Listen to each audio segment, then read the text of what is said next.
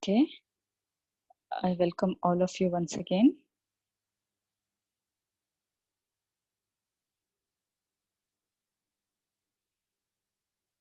Thank you everyone for joining this Bhakti Sangha conference session.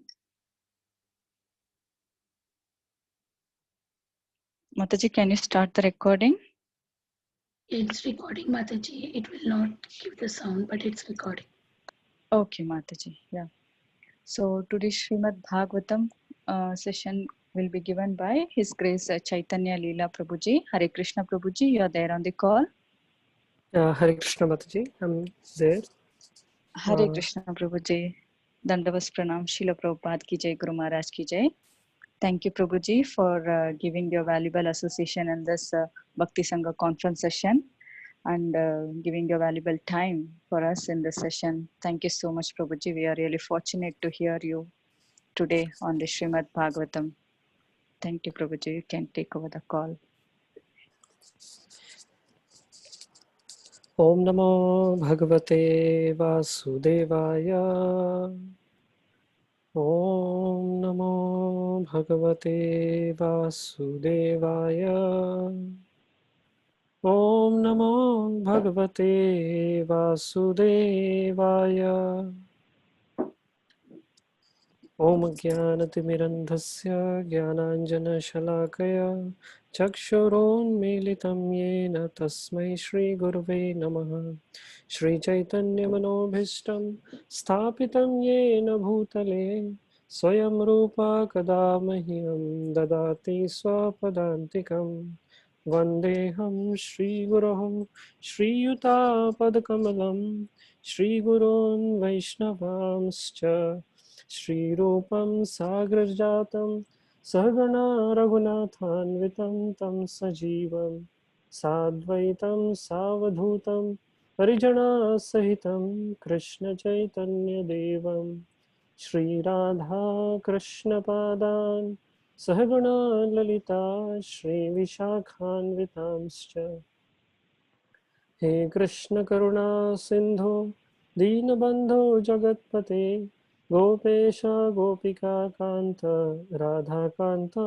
Namostute Tapta Kanchana Gaurangi Radhe Vrindavaneshwari Vrishabhanu Sute Devi Pranamami Hari Priye Vanchakalpatarubhyascha Kripa Sindhubhya Eva Cha Patitanam Pavanebhyo Vaishnavebhyo Namo Namaha Jai Sri Krishna Chaitanya Prabhu Nityananda Shri Advaita Gadadhar Srivasadi Gaura Bhakta Vrinda Hare Krishna Krishna Krishna Hare Hare Hare Rama Rama Rama Hare Hare. So today we'll be reading from the Srimad Bhagavatam, Canto 4, Chapter 25th, Text 39. The text goes, Dharmo hi arthartha kamo cha pragyanando mritam yashaha loka vishoka viraja yana kevalino viduhu. The word by word meanings is as follows. Dharma, religious rituals. He, certainly. Atra, here, in this grihastha ashram or householder life. Artha, economic development. Kama, sense gratification.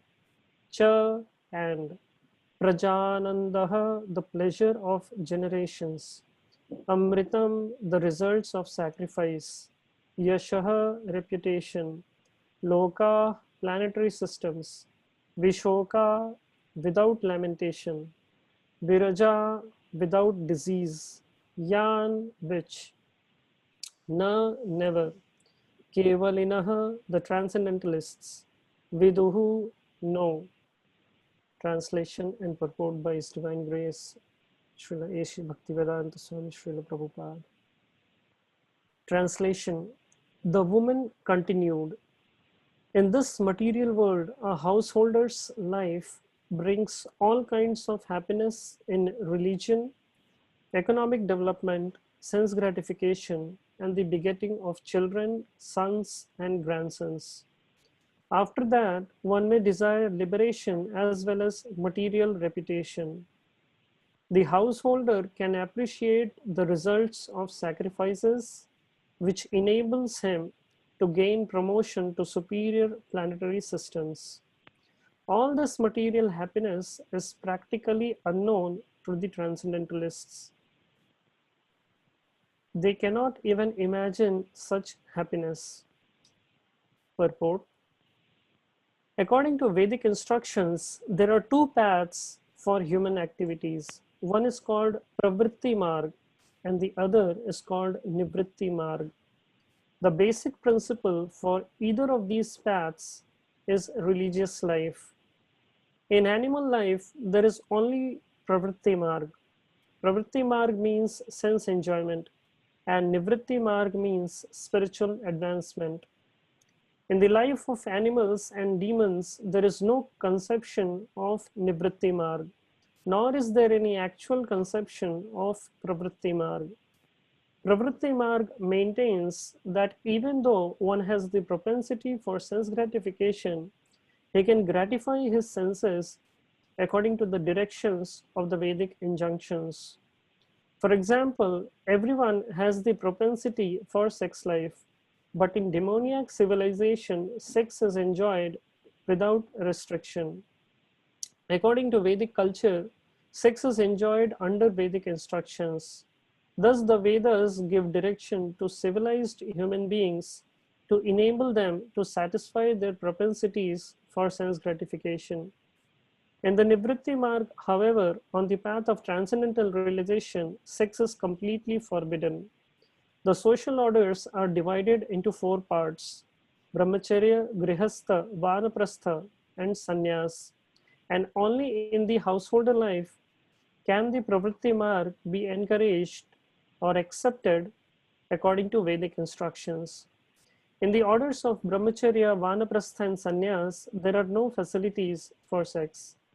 In this verse, the woman is advocating Pravritti Marg only and is discouraging the path of Nivritti Marg. She clearly says that the yatis, the transcendentalists, who are concerned only with spiritual life, Kaivalya, cannot imagine the happiness of Pravritti Marg. In other words, the man who follows the Vedic principles enjoys the materialistic way of life not only by becoming happy in this life, but also in the next life by being promoted to the heavenly planets. In such life, such a person gets all kinds of material opulences such as sons and grandsons, because he is always engaged in various religious functions. The material distresses are birth, old age, disease, and death. But those who are interested in Pravritti Marg hold various religious functions at the time of birth, old age, disease, and death. Without caring for the distresses of birth, old age, disease, and death, they are addicted to performing the special functions according to the Vedic ritualistic ceremonies. Factually, however, Pravritti Marg is based on sex life. As stated in Srimad Bhagavatam 7.9.45, Yan Maithunadi Grihamedi Sukham Hitucham, a householder who is too much addicted to Pravritti Marg is actually called a Grihamedi, not a Grihastha. Although the Grihastha desires sense gratification, he acts according to Vedic instructions. The Grihamedi, however, who is interested only in sense gratification, does not follow any Vedic instruction. The Grihamedi engages himself as an advocate of sex life and also allows his sons and daughters to engage in sex and to be deprived of any glorious end in life. A Grihastha enjoys sex life in this life as well as in the next, but a Grihamedi does not know what the next life is about because he is simply interested in sex in this life. On the whole, when one is too much inclined towards sex, he does not care for the transcendental spiritual life. In this age of Kali especially, no one is interested in spiritual advancement. Even though it is sometimes found that one may be interested in spiritual advancement, he is most likely to accept a bogus method of spiritual life being misguided by so many pretenders. So we welcome all the devotees who have assembled online today for the morning Srimad Bhagavatam class. We are reading from this beautiful episode from the fourth canto of Srimad Bhagavatam, where Srila Narad Muni, he's preaching to King Prachini Bharishat. And earlier we saw that how the sons of King Prachini Bharishat, they have gone to perform tapasya, and they managed to please Lord Shiva, and they are on the path of spiritual advancement. And here is King Prachini Bharishat, who is too much engrossed in performing the ritualistic ceremonies for his betterment, for his happiness, basically. And Narad Muni, Srila Narad Muni, understanding that King Prachini Bharishat is a descendant of Dhruv Maharaj himself, such a great devotee of the Lord, Narad Muni wants to, he feels pain in his heart seeing a descendant of Narad Muni behave in such a way, performing, engrossed in performing ritualistic ceremonies and sacrifices. And therefore, Narad Muni, he wants to give his mercy to King Prachini Bharishat, and he comes. But because King Prachini Bharishat happens to be a very big time king, Narad Muni adopts the approach of not directly trying to instruct him. Instead, Narad Muni wants to give him the lesson by means of a allegorical example.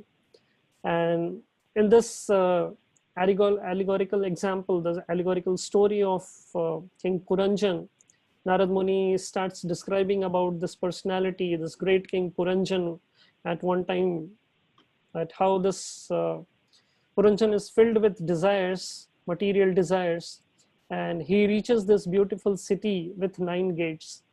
And in that city, he meets this, he's attracted by a beautiful lady there and asks about her whereabouts. And the lady also appears to be attracted by Puranjan, and she feels happy that she has met Puranjan, and she also starts advocating about the process of sense enjoyment. And especially in this particular verse, the current verse that we are reading today, it might appear a little bewildering, because here we see that right inside the Srimad Bhagavatam, here is a verse wherein a character of Srimad Bhagavatam is advocating the process of sense gratification.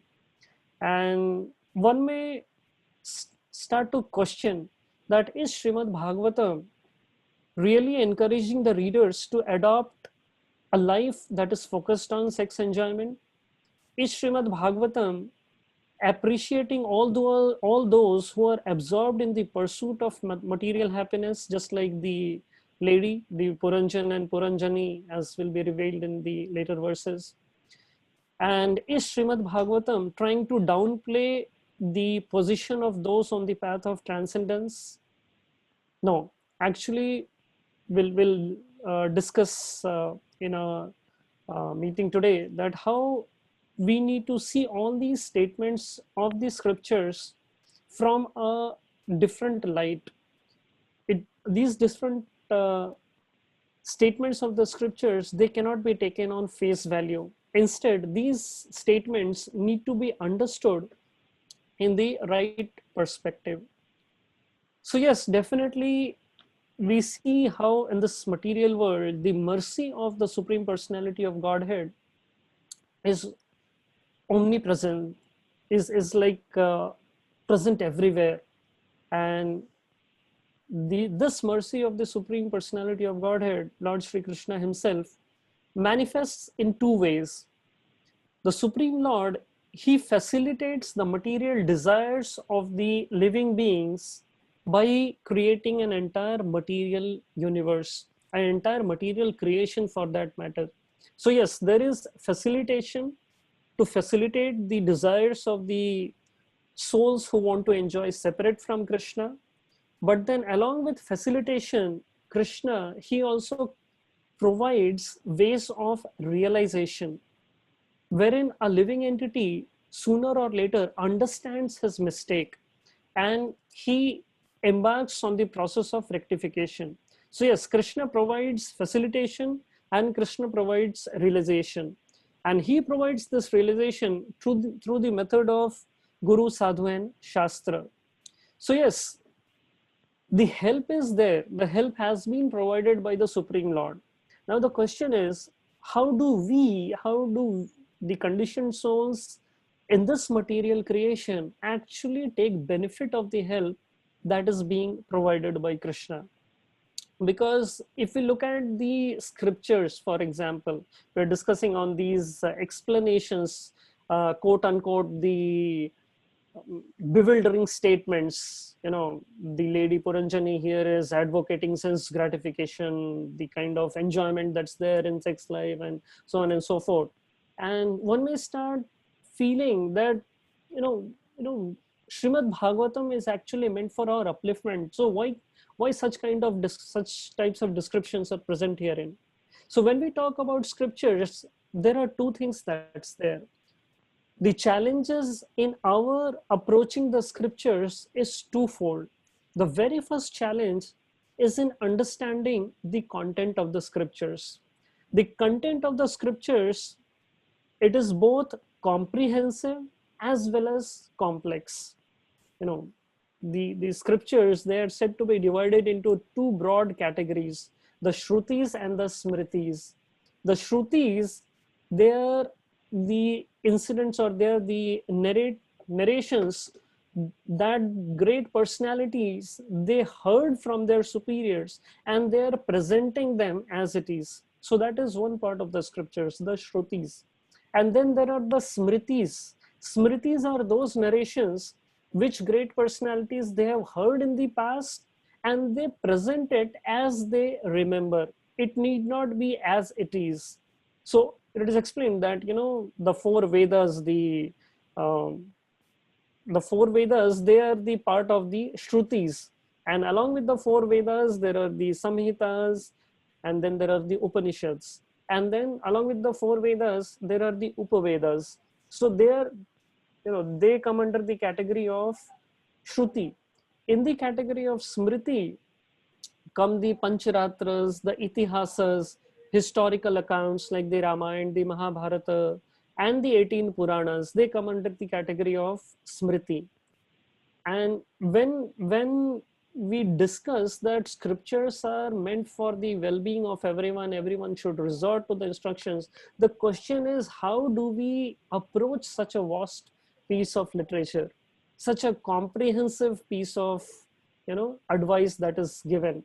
Why is there not just something very concise, something very direct? Why the whole help that is being provided by the Supreme Lord is so comprehensive, so elaborate? And the content is not just complex and comprehensive. The content is not just comprehensive, it is complex as well, because the entire compositions are in this language of Sanskrit. And Sanskrit is a language which many times may have multiple meanings based on even a slight variation. There is an episode wherein Indra, he is performing, he's very much concerned about someone performing sacrifices and wanting to usurp his position, and he calls this person, he calls the priest that is there, his name is Twashta, and Twashta is appointed to perform a sacrifice on behalf of Indra. And Twashta is supposed to recite mantras by which a demon could be produced, by which someone can come about who will finish up who will finish the demons. But then because Twashta, he mispronounces something, a demon is produced who would start challenging Indra. So that is the entire opposite effect that could be produced. So yes, these scriptures, they are very vast, they are very complex and very comprehensive. And it's not just about the content of the scriptures, it's also about our capability. It is explained that in Kali Yuga, there is this verse in the first canto of Srimad Bhagavatam which says प्रायेण अल्पायुषः सभ्य कलावस्मिन् युगे जनः मंदः सुमन्दमतयो मंदभाग्य हि उपद्रुतः. Prayana Alpa Ayusha. People in this age of Kali Yuga, they are Alpa Ayusha. They don't have a very long lifespan. Alpa Ayusha. Kalavasmin Yuge Jana. Manda. They're very, what do you say? They're not very sharp in their intelligence. Manda. Sumanda Mateo. Again, their intelligence is very downgraded. And Mandya Bhagya. They don't have a nice fortune, a good fortune. And Upadritaha, they are very much distressed always. So yes, people in Kali Yuga, they don't have a long lifespan, they don't have a very sharp intelligence, and they are not so fortunate to come in the association of the devotees of the Lord. But at the same time, so this is about the Kali Yuga. Upadrita refers to, it's always there, people are always disturbed due to being entangled in endeavors for material pleasures. So yes, that is the default situation. All of us are also born in Kali Yuga, so I mean the statement holds true. But along with that, there is also a shortage of time. I mean, all of us will agree that the mind repeatedly keeps telling us that there is so much to do and there is so little time. It's like when we talk about the help of Guru, Sadhu and Shastra being presented by the Supreme Lord, the help is like a huge meal, a very delicious meal right in front of us, but then we just don't have time for it. I mean, we see in Kali Yuga how people, they don't even, it's very difficult for them to even relish their meals just because they have to rush for a number of other things. So similarly, the scriptures can be compared to a very delicious and elaborate meal that's laid before us. But unfortunately, many a times we fall short of times to actually approach that help and to let that help have an effect on us. And therefore, there is a need for us to take shelter of the explanations of the acharyas, the explanations that are provided by the pure devotees of the Lord, so that we are able to gist out, so that we are able to get the essence and implement it in our own lives. There is this beautiful verse in the Srimad Bhagavatam. This is from the 3rd canto, 8th chapter, the 2nd verse, which refers that, which is like for the benefit of those who are entangled in the miseries of material nature for the sake of very little pleasure. So this is this is like Suta Goswami is explaining to the sages of Naimisharanya. He's saying, Soham nrinam kshullah sukhaya dukkham mahadgatanam viramaya tasya pravartaye bhagavatam purana yad aha sakshad bhagavan rishibhya. Let me now begin speaking on Bhagavat Purana, which was directly spoken to the great sages by the personality of Godhead for the benefit of those who are entangled in extreme miseries for the sake of very little pleasure. And Srila Prabhupada writes a beautiful purport to this. He says, under the spell of material nature, the living entities are entrapped in the bondage of many difficulties simply for the sake of a little bit of material happiness. They engage in fruitive activities, not knowing the implications. Under the false impression that the body is the self, the living entities foolishly relate to so many false attachments. They think that they can engage with materialistic paraphernalia forever. This gross misconception of life is so strong that a person suffers continually, life after life, under the external energy of the Lord. If one comes in contact with the book Bhagavatam as well as the devotee Bhagavata, who knows what the Bhagavatam is, then such a fortunate man gets out of material entanglement. So yes, the current verse, this particular verse and many other verses in Srimad Bhagavatam, they decry material pleasures which are the source of miseries in this world. But then on the other hand, we see the current verse which seems to advocate material pleasures. So how do we put these two things together? How do we resolve these two things? Because like we mentioned, that to understand the content of the scriptures is difficult, but more difficult than understanding the content is to understand the intent of the scriptures. In the Mahabharata, the Vanaparva, Yudhishthir Maharaj says a beautiful verse. He says, Tarko pratishto shrutaya vibhinna nashavasi rishir matir asya na bhinnam nashav rishir yasya matam na bhinnam dharmasya tattvam nihitam guhayam mahajano yena gatah sapantha. So he says that simply by studying the Vedas, which are variegated, one cannot come to the right path by which religious principles are understood. The solid truth of religious principles is hidden in the heart of an unadulterated, self-realized person. And consequently, as the Shastras confirm, one should accept whatever progressive path of the Mahajanas advocate. So yes, definitely, when we see these two things, the verses in Srimad Bhagavatam which decry endeavors for material pleasures, and the current verse that we are reading which seems to advocate material pleasures, we can never understand the Shastras correctly from our own conditioned vision. Because each of us, we have been conditioned by the modes of material nature since time immemorial. And it's just like Srila Prabhupada used to say, it's just like seeing the world through colored glasses. If we have colored glasses, no, the whole, if we put on red colored glasses, the whole world would appear red. If we put on green colored glasses, the whole world would appear green. And therefore, there is a need for us to get that clear vision, get that 2020 vision, as they say. And it is for this reason that we find that since time immemorial, since a long period of time, there have been so many commentators on the Shastras, so many philosophers. In fact, it is said that more than 700 commentaries exist on Srimad Bhagavad Gita alone. But none of those commentaries could actually give devotion, could actually implant devotion in the hearts of the readers. And therefore, when we understand that our senses, including our intelligence, they are all defective, and therefore we can't just understand Shastras based on what we read, based on just the face value, the face meaning that is there. And therefore we need the vision of the Acharyas.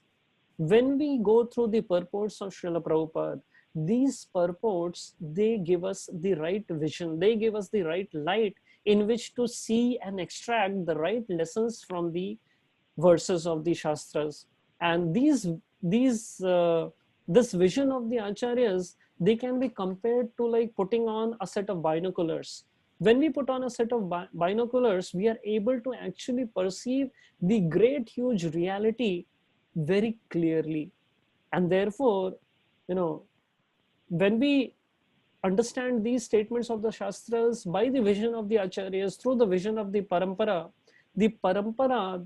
acts as, clearing lenses for us, glasses for us, which provide us clarity.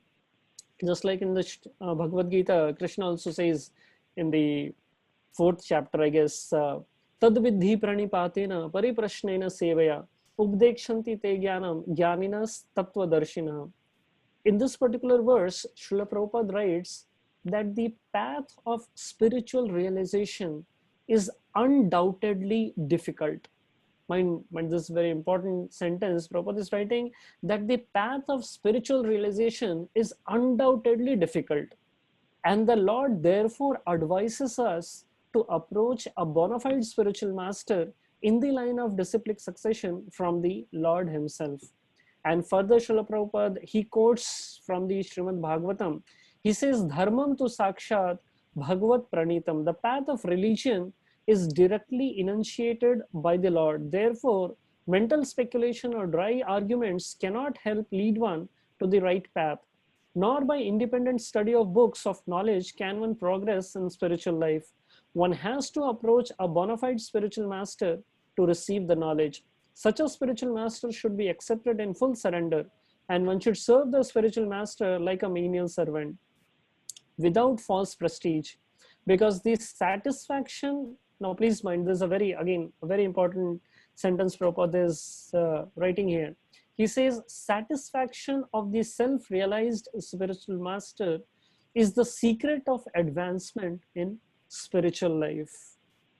So yes, when we understand the scriptures through the vision of the acharyas, through the vision of the spiritual master, and through the vision of the parampara, through the we understand the shastras through gurus and the sadhus. And therefore, it is for this reason that when we hear this purport, when we hear this translation, when we read such verses, we are convinced that it's not the way it's being mentioned here. None of us are bewildered when we see this lady advocating, material sense gratification. One should adopt this path of pravritti marg, as it is mentioned. We know that what the lady is mentioning here isn't true, because the purpose of life is to keep that here the lady is mentioning that the purpose of life is to keep doing sacrifices for material well-being. And in comparison, this is what Narad Muni is also hinting at King Prachini Barishad, that look, you are also engrossed in performing sacrifices for your material well-being. And the lady is also mentioning the experience of being connected. Okay, so yes, definitely, we are not bewildered by such statements, because our experience of being connected to the parampara, our experience of being connected to the Srila Prabhupada, the pure devotee like Srila Prabhupada, has kept our filters in the right place. And therefore, this is something that we'll try to focus on, that how it is important for each of us to ensure that these filters are there in our lives at all times, so that we just don't get the principles that are stated in the Shastras very correctly, but at the same time, we also apply those principles within our life and benefit from them. So yes, needless to say, we are limited in our own ability to improve the quality of our endeavor to understand.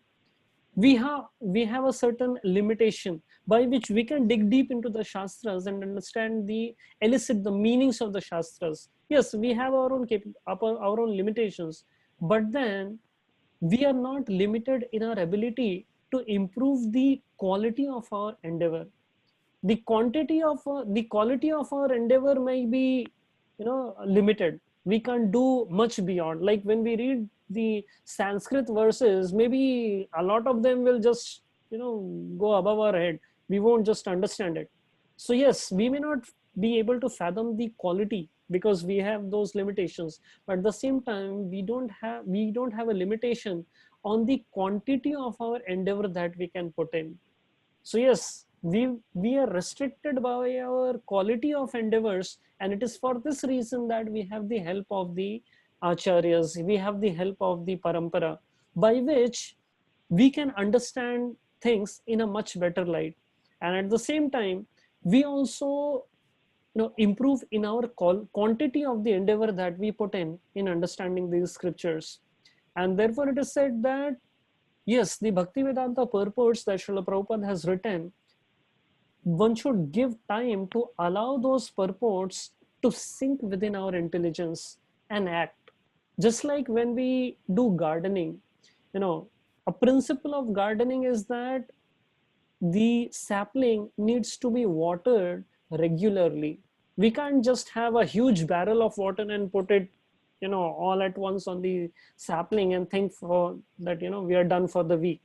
No, that doesn't work, because most of the water is just going to go off.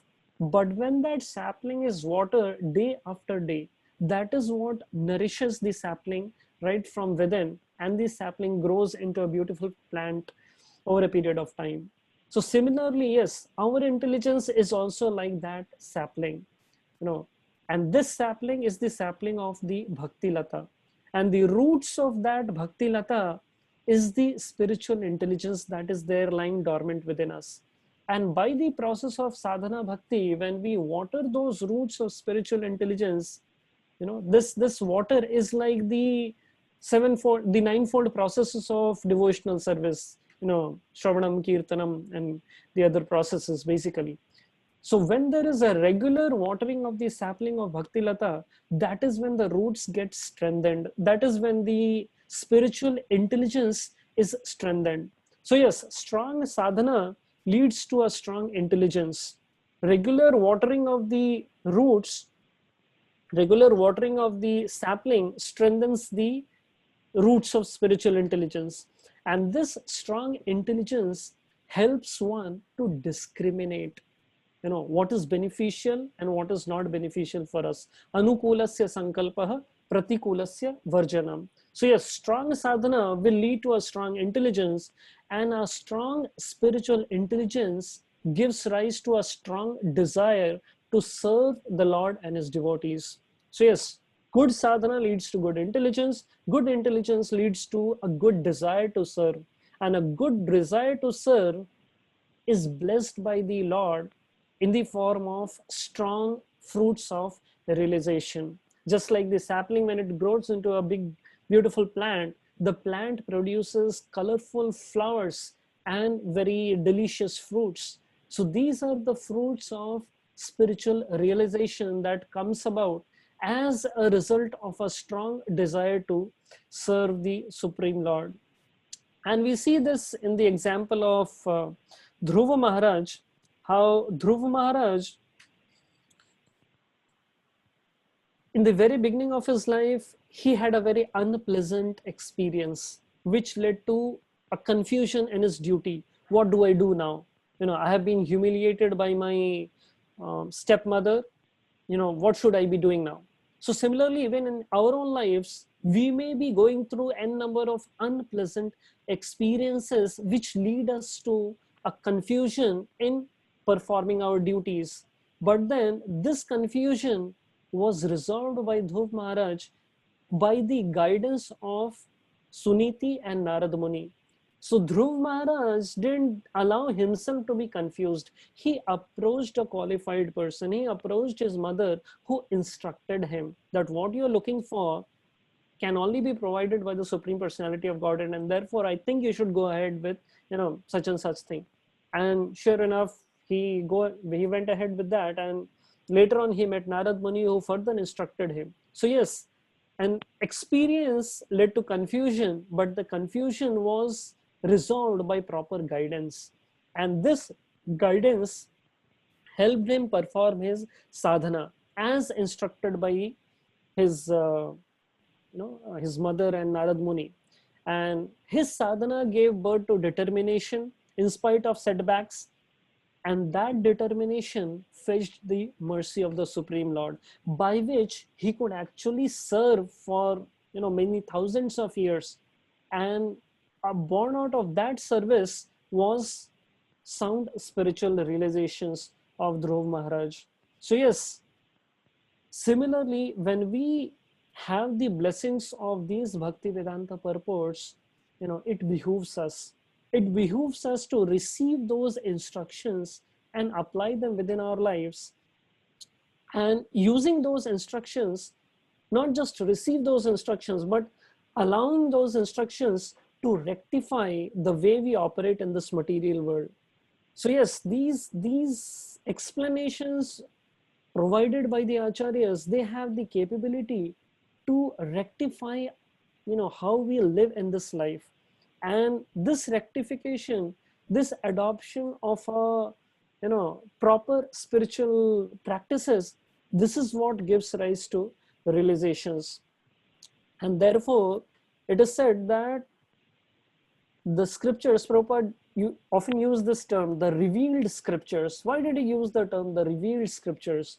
Because the scriptures, the meaning of the scriptures is very much dependent on the kind of reciprocation on the part of the reader. If the reader has that intent of connecting with the Supreme Lord, the scriptures are meant for that purpose. But if the intent of the reader is just to boast his own academic intelligence, maybe the point gets lost. And therefore, here we see the right understanding that is being presented by Srila Prabhupada in this particular verse.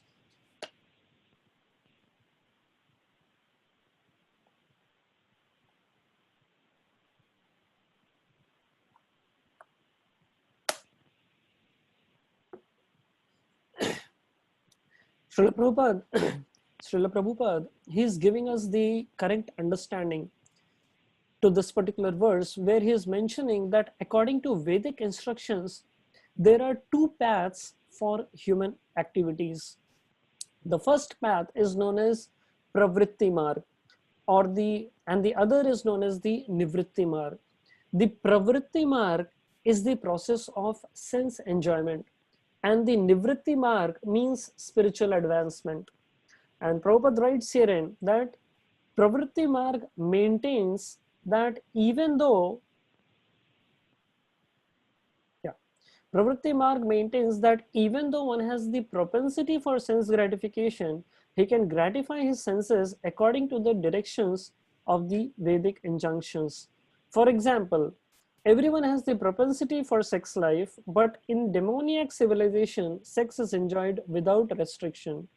According to Vedic culture, sex is enjoyed under Vedic instructions. Thus, the Vedas give direction to civilized human beings to enable them to satisfy their propensities for sense gratification. So, and Prabhupada mentions that in this verse, the woman is advocating Pravritti Marg only and is discouraging the path of Nivritti Marg. But Prabhupada makes a clarification here. He says, factually, however, Pravritti Marg is based on one's deterioration in this material world. We see the beautiful episode of Prahlad Maharaj in the 7th canto of Srimad Bhagavatam. Prahlad Maharaj is offering his prayers to Lord Narasimhadev after his father Hiranyakashipu has been killed. Prahlad is offering his prayers to Lord Narasimhadev, and Prahlad Maharaj is also mentioning something very strongly, that people who are too attached to sense enjoyment, they are misers, they are kripanas, because they do not know and they do not act as per for their real benefit. These why are people who are too much attached to sex enjoyment, Prahlad Maharaj is labeling them as kripana, a miserly person, because a miserly person doesn't want to work for his own real benefit. He doesn't know what is his real benefit, doesn't want to act for their real benefit. But a miserly person just wants to work for temporary pleasures which carry the seeds of suffering that eventually manifest in his life. In the Bhagavad Gita also, there is this beautiful verse which says, ye hi sam sparsaja bhoga dukkha yonayo evate adi antavantu kaunteya na teshu ramate buddha. Ye hi sam sparshaja bhoga, that any person who is too attached with the happiness that is derived out of the contact of the senses with the sense objects, yehi sam sparshaja bhoga dukkha yonayo evate. This contact of the senses and the sense objects, they carry seeds of suffering within their womb. Dukkha yonayo evate. Such sufferings, such pleasures do not have a beginning and do not have an end. Adi antavantu kaunteya. And therefore, who is a learned person? Who is an intelligent person? The Gita is defining herein. Who is a Buddha? Who has that buddhi to act wisely? Na teshu ramate Buddha. A person who doesn't take pleasure, who doesn't relish the pleasures derived out of the contact of the senses with the sense object. A person who doesn't relish this engagement, such a person is known to be a Buddha. Okay, here in this world we find that we see a lot of such descriptions about sex life and stuff that is presented here in the Srimad Bhagavatam. Now in this world we observe something very unique. in any civilized human society, we see that, you know, these subject matters of sex is never discussed, you know, like for example, and there are a couple of such subject matters, you know, which are never discussed: the subject matter of sex and the subject matter of death. In any say social gathering, like for example, you know, if I can give this example of you know, marriage celebration that's happening, you know, wedding celebration, there is this lady sangeet that is happening, and you know, this entire kirtan is going on and everything, and there is a young lady who comes rushing and stops everyone. Wait, you know, stop, everyone stop, please, quiet. And the whole, you know, the whole singing and the playing of musical instruments, they stop. And this lady who has just arrived and has quietened everyone, she says, I want to tell you all something on the subject matter of death. Now, what do you think will be the reaction of all the other ladies? I mean, this, they will all chase her away. You know, there's such a happy occasion. Why do you want to discuss the subject matter of death? So there are these two subject matters which are never ever touched in any public social gatherings in the entire world. You know, people don't want to discuss about sex, people don't want to discuss about death.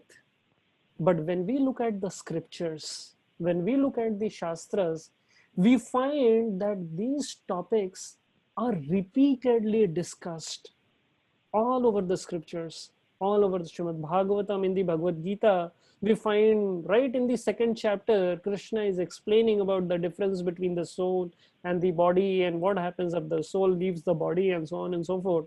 Right in the second chapter of the Gita, Krishna is explaining the reality of death.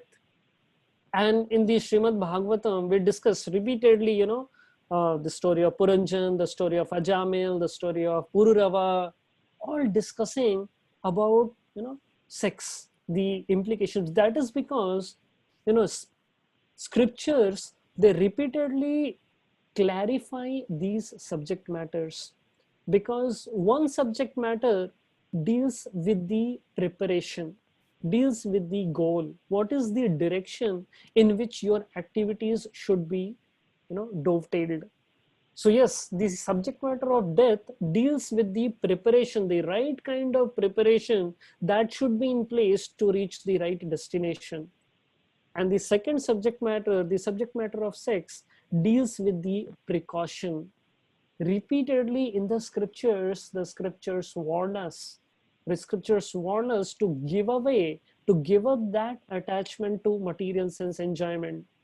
So yes, preparation is there and precaution is there. Both these subject matters are repeatedly discussed in the Shastras to keep us on the right track. And therefore, Suta Goswami is answering the sages of Naimisharanya. And he's saying, Savai pumsam paro dharmo yato bhaktir adhokshaje ahaituki apratihata yayatmasu prasidati.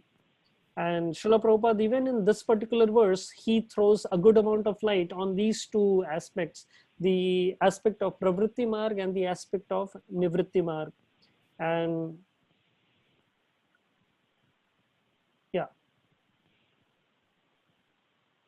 So Prabhupada is writing therein that the Vedas prescribe two different types of occupation. One is called Pravritti Marg, or the path of sense enjoyment, and the other is called Nivritti Marg, or the path of renunciation.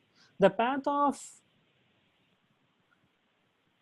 of enjoyment is inferior, and the path of sacrifice for the supreme cause is superior. The material existence of the living being is a diseased condition of actual life. Actual life is spiritual existence, or a Brahma Bhuta existence, where life is eternal, blissful, and full of knowledge. Material existence is temporary, full of miseries and illusory. There is no happiness at all. There is just the futile attempt to get rid of the miseries, and temporary cessation of miseries is falsely called happiness. Therefore, the path of progressive material enjoyment, which is temporary, miserable, and illusory, is inferior. But devotional service to the Supreme Lord, which leads one to eternal, blissful, and all cognizant life, is called the superior quality of occupation. So we see that, all these purports, this purport in the first canto where Sutta Goswami is speaking to the sages of Naimisharanya, and the purport to the current verse where this lady Puranjani is advocating the process of Pravritti Marg to Puranjan, all these different purports, we find the beautiful understandings that are presented by by Srila Prabhupada, and how this clarity of the Bhakti Vedanta purports, this clarity was penned down by Srila Prabhupada so painstakingly, in the middle of the night. I mean, Prabhupada took so much pain wherever in the world during his hectic traveling schedule as well, no matter where he was in this world, he always used to think as to what would, actually help the humanity for many, many years to come. And therefore, I believe it is our responsibility to give sufficient time to soak, to allow these purports to influence our intelligence and act in times of needs.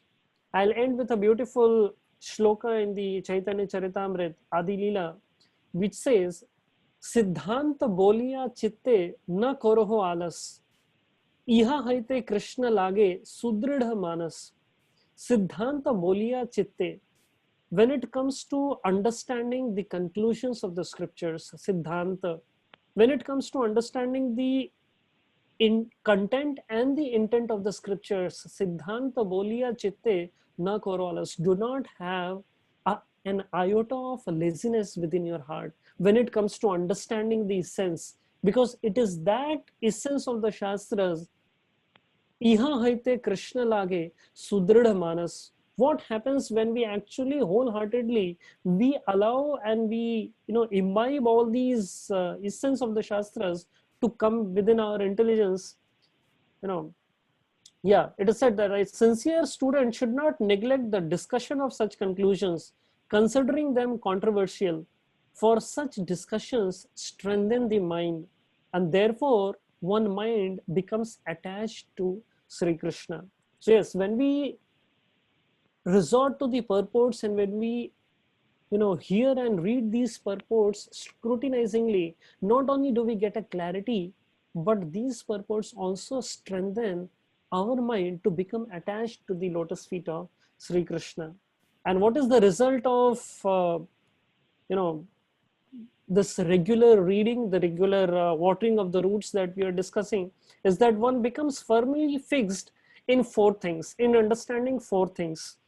One understands the proper direction, which is the direction in which I should be working in this world. What is the ultimate goal of my life? Yes, these explanations of the Shastra, these purports, they help us understand the direction. Along with the direction, they also help us understand our duties. What are those activities which will lead us to the right direction? So along with the direction is understanding the right duties. And along with the duties, the purports, the explanations, they also give us the right determination. And this determination is like getting that strength to perform those duties to reach the right destination. And along with, yes, definitely there is the direction, there is the duty. When there's a knowledge of the right direction, there is the performance of the right kind of duties. And with the right determination, definitely one reaches the right destination. So I'll just summarize all that we have been discussing today. We have been discussing that how we can't take the statements of Shastras on face value, otherwise it would lead to confusion. Just like in the current verse, we saw that the lady is advocating the path of material enjoyment, and she's like, really glorifying that, anyone who is, on this pravritti marg, there is no, there is no kind of, nothing lacking in his life. But then we can't just take these statements on face value, but we need to understand them in the right light, because when we talk about the content of the scriptures, they are not just comprehensive, but they're also complex. And we are also limited in our capability in terms of our lack of time and, Sumanda Matayo, the blunt intelligence as a result of being in Kali Yuga. I mean, none of us are too sharp like the sages of Satya Yuga and the Dwapar Yuga. Yes, Kali Yuga, we are limited by our intelligence, we are limited by the amount of time that we have. And therefore, and not just that, and more difficult in understanding the content is understanding the intent of the scriptures. And therefore, there is a strong need for us to understand the Shastras through the right vision of the Acharyas. And we saw the example of the binoculars. And we discussed that how, as a responsibility, we need to put on the lens regularly, because this regular reading of the purports, this regular reading is actually what will help us in, absorbing them in the right perspective and allowing these purports to sink in and act. And thereafter we discussed that it's like watering that sapling, the bhakti lata. The strong sadhana is like watering, which leads to a strong roots, the strong spiritual desire to serve. And then those strong desire to serve gives birth to strong fruits of realization. And we saw the example of Dhruv Maharaj, that how out of an unpleasant experience was born confusion, but then Dhruv Maharaj actually took guidance in times of confusion and performed his sadhana, which led to his determination and service and ultimately realization. So yes, there is the threefold process of receiving the essence by the explanations of the acharyas, allowing that essence to rectify our life, rectify the way we operate in our life, so that we get proper realizations, spiritual realizations. And thereafter we discussed that how in this world we find that two subjects are seldom discussed in any uh, uh, human social gathering, that is the subject of sex and death. But then we see in the Shastras, these two subject matters are repeatedly emphasized time and again, because one subject matter, the subject matter of death, uh, emphasizes the preparation part. How should one be preparing for that final examination? And the subject matter of sex life is what clarifies the precaution part. What should one be cautious about while doing the right kind of preparation? And we saw that when we understand similarly the current purport through the light of the through the vision of Srila Prabhupada, we find Srila Prabhupada repeatedly clarifying the inferior nature of material enjoyment and the superior nature of transcendental engagement. We saw how Krishna in Bhagavad Gita is also advocating the same, yehi samsparshaja bhoga. We saw the sages in Naimisharanya, Sut Goswami is explaining to them. And we also saw the example of Prahlad Maharaj mentioning the same thing that Srila Prabhupada is highlighting here in the purport. And therefore, there is a need for all of us to imbibe these concepts and let them act as fuel within our spiritual, to fulfill our spiritual desires. And the result is that one becomes firmly fixed in understanding four things. One becomes firmly fixed in understanding the direction in which one should be working, firmly fixed in his proper duties that one should be rendering, and with the right kind of determination so that one reaches the right destination. With those words, I'd like to stop here. Thank you all once again for being with us from all over the world and giving me this opportunity to serve all of you. Hare Krishna. Jai Grantraj Srimad Bhagavad Mahapuran ki Jai. His Divine Grace Srila A.C. Bhaktivedanta Swami Srila Prabhupada ki Jai. Hare Krishna Prabhuji. Thank you so much Prabhuji for the very, very beautiful class on this Srimad Bhagavatam verse. Thank you Prabhuji. So very nicely you discussed about the topics of Srimad Bhagavatam, like which we are not usually spoken in the public, about the death and the relationship with the man and the woman. Thank you so much Prabhuji. And I request all the participants, if they have any questions, they can ask now.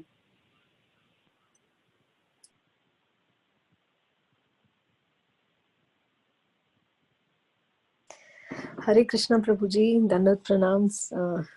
First of all, I want to thank you for the very, very wonderful class. So nicely presented with so many shlokas and the concepts, and very nice, Prabhuji. Thank you so much.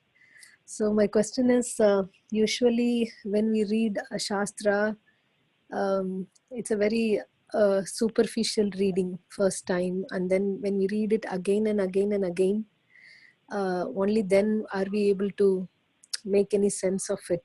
Even then, like as you said, how to rectify applying the Shastra to one's own life seems very challenging. But if we don't do that, then it takes a long time for us to purify ourselves. So do you have any guidance on how we can apply it to rectify one's own faults and mistakes?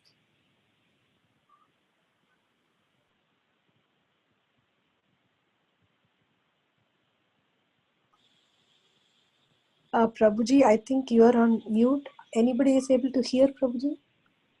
Oh, yeah, sorry, I was actually muted. So yes, thank you for that question, Mataji.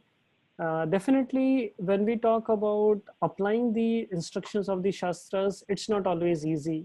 And therefore, Srila Prabhupada, he said that there are two things. There are two types of Bhagavata. One is the book Bhagavat, and other is the person Bhagavata.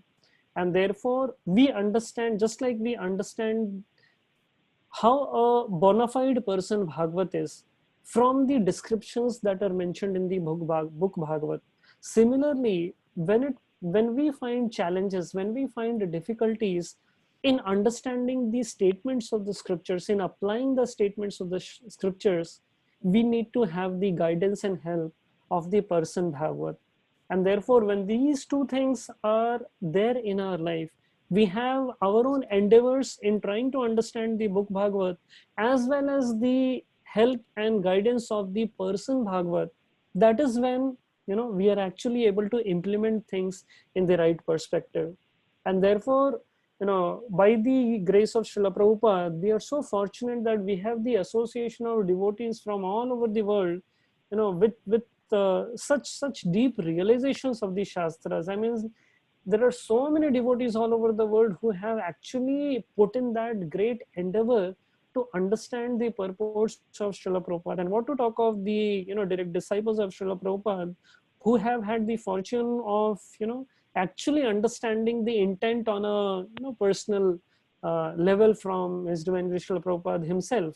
And similarly, when we hear them, when we associate with them, and when we have that inquiry based interaction with them, I think that will help us apply the instructions of Shastras much more easily than we just trying to figure out how to exactly do, when, how, and in what manner, and so on and so forth.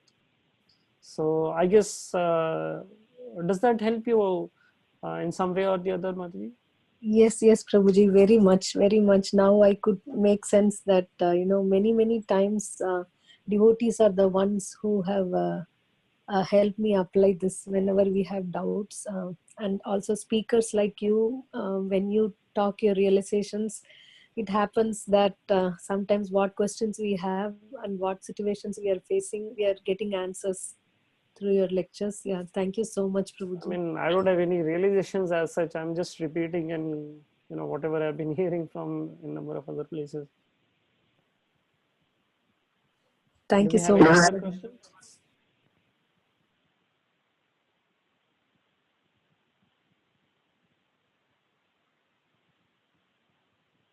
Hare Krishna, Prabhuji, thank you so very much for the wonderful and comprehensive class. I actually don't have any questions. I just want to say thank you for pointing out many wonderful things, about the quantity of our endeavor will help us understand. And also explaining so beautifully the pravritti and navriti and also, I really, really appreciated the point about preparation and precaution being in Shastra and how it deals with death and sex life. So Thank you very much for the class. Hare Krishna. Thank you so much for your encouraging words, Mataji.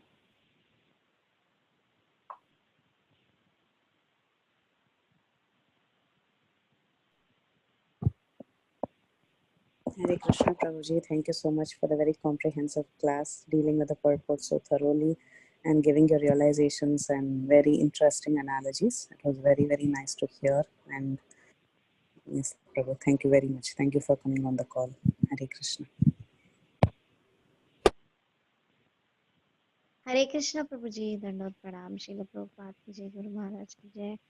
Very, very beautiful class, Prabhuji. Very nice. Nicely you explain everything, Prabhuji. So, Prabhuji, my question is like, it's given in the purport about Pravritti Marg and Nivritti Marg. So, it's given in Bhagavad Gita also, like,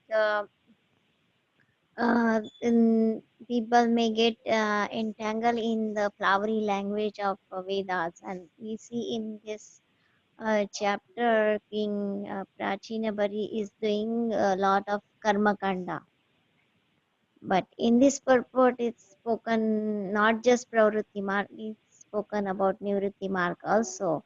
So is it given in Vedas nivritti marg also, Prabhuji? The Vedas primarily advocate the fourfold process of dharma, artha, kama, and moksha. And basically, the Vedas are meant, the purpose of the Vedas are to ensure that people perform the right kind of duties so that they are helped by superior agents to have a peaceful and a suffering, have minimal suffering in this material world. But then when we talk about spiritual elevation, many times we need to understand that this process of spiritual elevation, it's not that anyone who follows the uh, process of Veda will be will achieve that spiritual realization once and for all. No, the process, the Vedic knowledge as such that is there, is meant so that you perform your sacrifices, so that you have, you perform your dharma, your proper duties, so that you are blessed with facilities for sense enjoyment, you have good economic development. Dharma will lead to artha, artha will lead to facilities for enjoyment, kama, and finally you may want to endeavor for moksha also. So that way it is. So but when the beauty of the Bhagavad Puran, and that is why Srimad Bhagavatam is referred to as the Pramanam Amalam. It is referred to as the ripened fruit of the Vedic literatures. The example is given that if the entire Vedic knowledge can be compared to a tree, the tree has many branches, the different types of Vedas, Upavedas, Itihasas, they can be compared to the different branches of that Vedic tree. But Srimad Bhagavatam is compared to the ripened fruit that is present on that tree, which is tasty and which is nourishing. So similarly, when we read Srimad Bhagavatam, that is the speciality of Srimad Bhagavatam, that it enriches us in allowing ourselves to get closely attached and attracted to the Supreme Personality of Godhead. And it puts us on the right track by which we can advance in that spiritual direction right away. So yes, there are many such descriptions of the Pravritti Marg and Nivritti Marg, but when we read not just Srimad Bhagavatam, but when we read Srimad Bhagavatam through the vision of the Acharyas, we understand things in the right perspective. I think that's what I can make of it. Thank you so much, Prabhuji.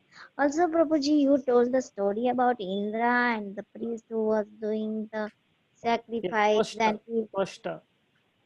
Prashta. Yeah, yeah. So, Prabhuji, where that is come, because I heard that for the first time, like, Uh, was just give me a second. sacrifice, because I've heard so many times that Indra goes and try to disturb the meditation, who is doing meditation and like that. Yeah, just give me a second. I'm trying to figure this out.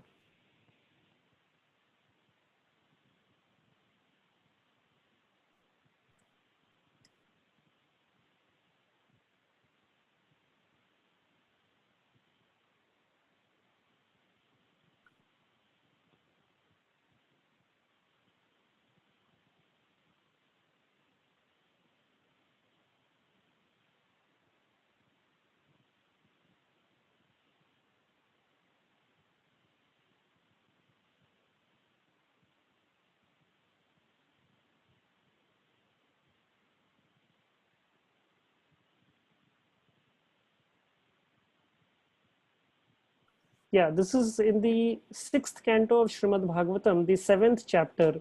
Indra offends his spiritual master Brihaspati. You can go through that chapter.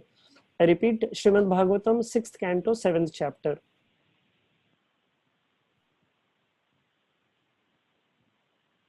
Thank you, Prabhuji. Thank you very much.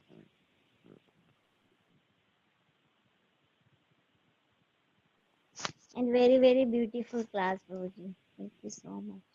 Hare Krishna.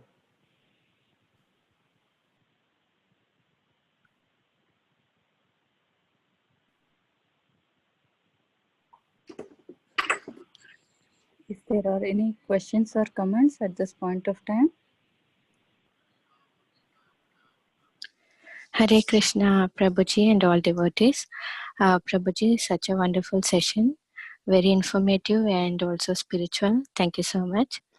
Prabhuji, I have a small question. Like our family members or friends who are very close with us.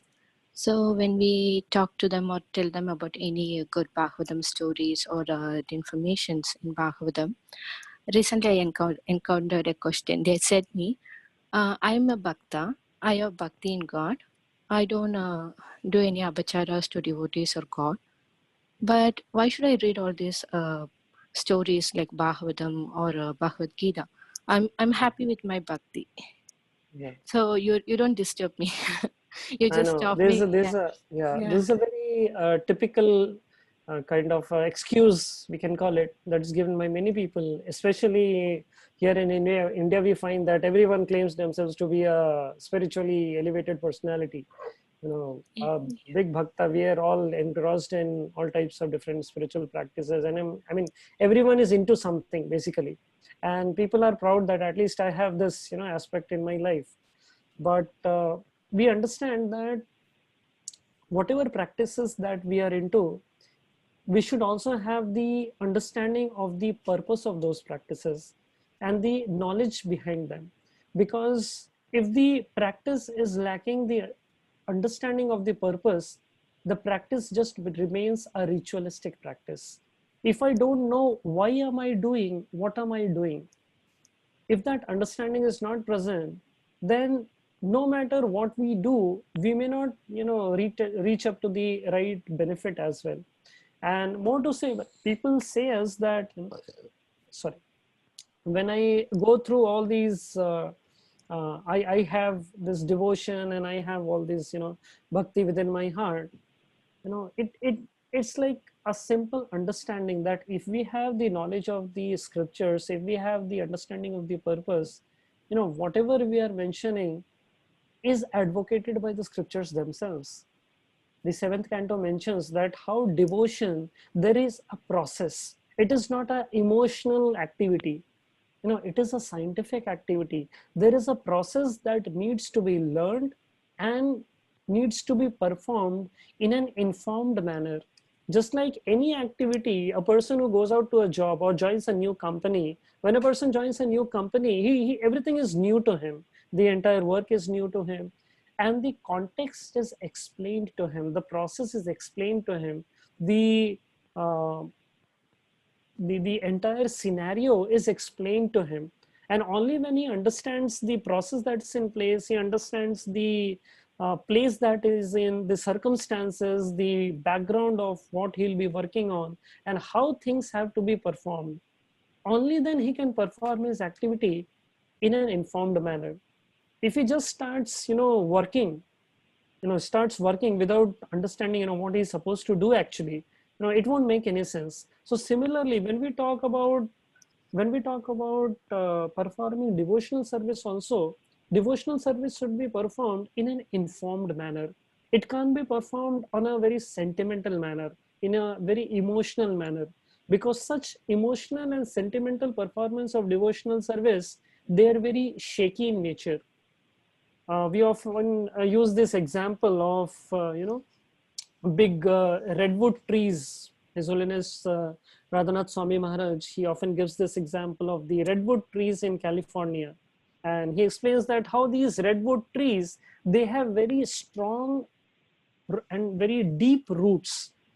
And that is why even in times of big tornadoes, even in times of big hurricanes, these trees stand strong. These trees, they don't budge from their place. And therefore the comparison is given that these strong and deep roots, they are compared to our philosophical understanding, the philosophical understanding of the different aspects, our duties, our creation. The Bhagavatam defines the 10 topics that are described in, that are discussed between Sukhdev Goswami and Parikshit Maharaj. Unless and until there is a strong understanding of these topics, the activities they are like the trunk and the crown of the tree. The trunk and the crown of the tree won't last for long if the roots are not very deep. So definitely for a tree to withhold the lash of the circumstances, and material world has enough of it. The material world offers a huge amount of lashes, wanting to shake us from our practices. And therefore we find typically that whenever a person, no matter how spiritual he is, the moment one experiences a turbulence in his life, if that root is not very strong, if that root of philosophical understanding is not very strong, then the tree topples down very easily. A person gives up all his spiritual practices. I often believed in God, why is God doing this to me? And therefore here on I conclude that there is no more God henceforth. Now, presence of God doesn't depend on, our experiences. It's a matter of logically understanding these scenarios. So along with the practices, a proper understanding of the purpose behind those practices is equally important.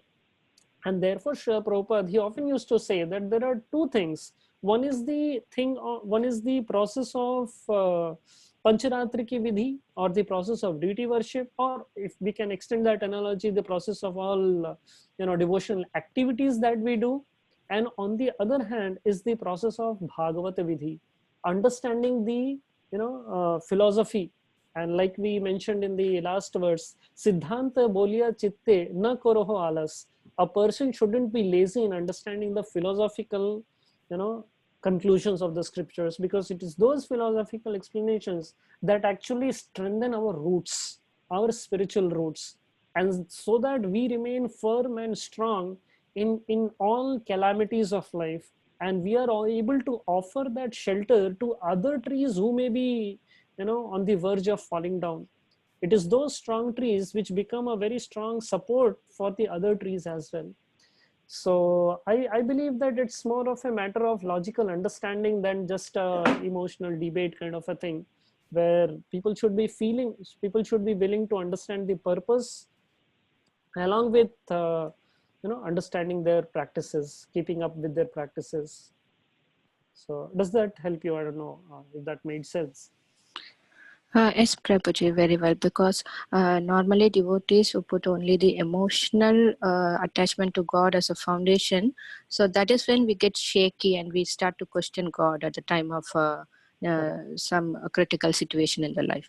So the knowledge like Bhagavatam and Bhagavad Gita, that should be the foundation, which will give us a strong foundation to always be with God.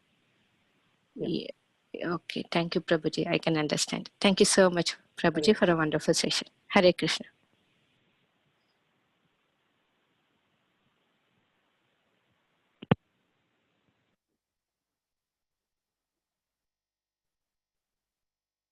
Okay, thank you. One last thing. Can you please repeat that statement? I just wanted to note it down. Presence of God is not based on our experience.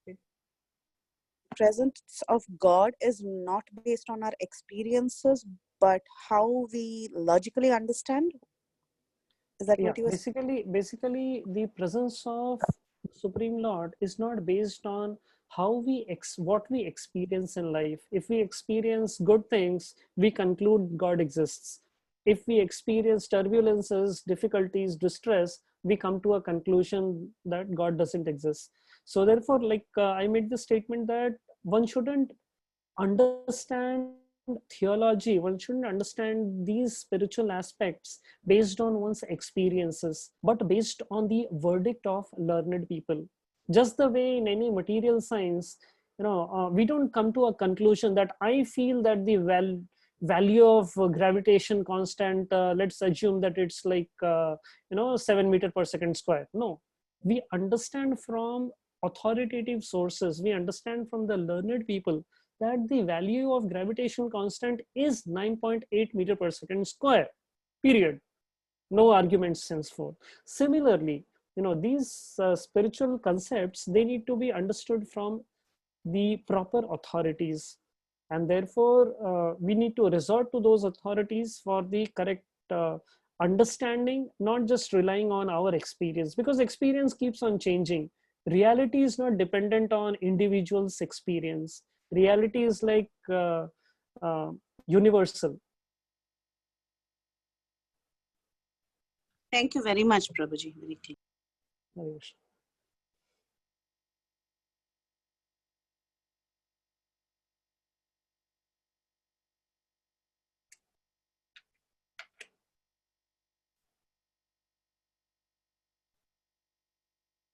Hare Krishna Prabhuji.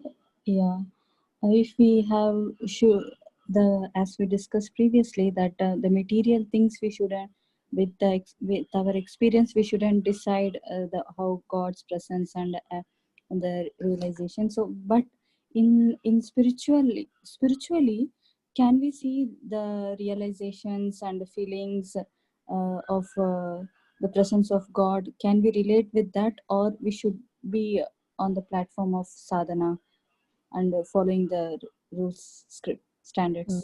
The beauty of spiritual process is that one can actually feel the presence of Lord. In Bhagavad Gita, if I can remember correctly, there is this verse which describes the benefits of transcendental knowledge, and it goes Raj Vidya Raj Guhyam Pavitram Idam Uttamam Pratyaksh Avagamam Dharmyam Susukham Kartum Avyayam. So in this verse, there is this one beautiful word which comes, Pratyaksh Avagamam Dharmyam. Anyone who is applying transcendental knowledge in his life, he experiences a difference. He is actually able to perceive, a connection with the Supreme Lord. And the Supreme Lord also, he says that anyone who is performing, tesham nitya bhiyuktanam bhajtam priti purvakam. Anyone who is involved in worshipping the Supreme Lord with priti, with a genuine, desire to love Krishna, bhajatam priti purvakam, the Lord reciprocates, dadami buddhi yogam tam yena mam upayantite. The Supreme Lord, he gives the intelligence by which that devotee can come closer to him. So that is the beauty of spiritual process, that there is a reciprocation by the Supreme Personality of Godhead in the form of scriptures, in the form of the deities, even in the form of prasad. I mean, it's an irrevocable fact that, people who have been having prasad, there is a change in the desire, there is a change in the consciousness of such people. So definitely, because of that reciprocation, a person is able to feel the presence of the Supreme Lord. And as far as seeing goes, I mean, it is said that a learned person, a person who is actually well versed in spiritual knowledge, he actually sees Krishna everywhere. In the sense, in one very beautiful purport of Srimad Bhagavatam, Srila Prabhupada writes that a devotee is never distressed in this material world. Now, that may be a very surprising statement. A devotee is never distressed in this material world. Why? Because he sees Krishna everywhere. This verse in the Gita which says, Suni chaiva swapakicha pandita samadarshina. Because a samadarshina, he sees Krishna everywhere. He sees the entire material world going on by the, as a plan of the Supreme Lord, and with a purpose. Nothing is happening without purpose, nothing is happening without a plan. And when we see the hand of Krishna in everything, we understand that as a devotee, Krishna is there for his devotees, no matter what the material situation is. No matter what the material situation is. I mean, especially talking about in the current days of the global pandemic that is going on, people are clueless as to, what would actually help them out. But then devotees who have that relationship with the Supreme Personality of Godhead, they know that Krishna is there for his devotees, no matter what situation of life a person might go. Because again, the Bhagavad tells us that just like the episode of Chitraketu Maharaj, he say Lord Shiva is glorifying Chitraketu Maharaj. Narayana para sarve na kutaschana vibyate swarga apavarga narkeshu api tulyartha darshana. A devotee is, attached to the Supreme Lord. His attachment to the Lord is undisturbed, no matter what material situation a devotee is in. So yes, a lot of suffering is present in this world, and I mean, we feel so sorry for, all these people who are suffering all over the world.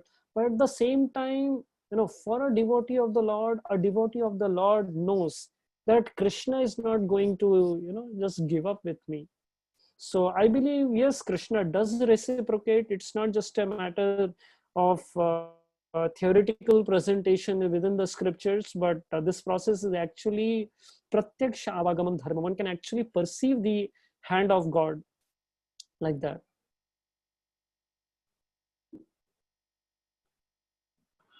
Thank you, Prabhuji. Thank you so much for the beautiful answer. Thank you.